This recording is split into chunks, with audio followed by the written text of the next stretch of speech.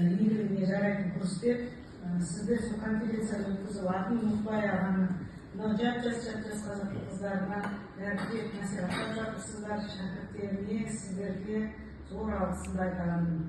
Осы біздің академиялық ғылым, әсіресе тіл ғылымы, қазақ ғылымдарының қара шаңырағы, тұңғыш ғылымымыз біздің. Бұл туралы Райхан апай да мақаласында жазған. Себебі Қазақстандағы академиялық ғылымның негізін қалаған Ахмет Байтұрсынұлы. Ал Ахмет Байтұрсынұлы тілтанушы болған алдымен кітабындық ғылымды қалай қалыптастыратынын, методологиясын негіздеген. Сондықтан осы академиялық ғылымның енді Байтұрсынұлы негізін қаласа, бұның әрбір кірпішін қалап іргесін тұрғызған ғалымдардың бірі ғой Әбжан ағамыз. Сол жатқан жер жайлы болсын. Жүзінен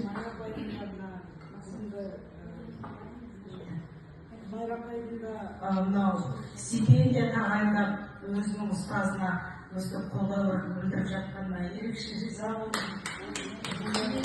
Ол қандай жақсы үлгі, басқаларға үлгі екен. Енді жасыратыны жоқ, біздер мысалы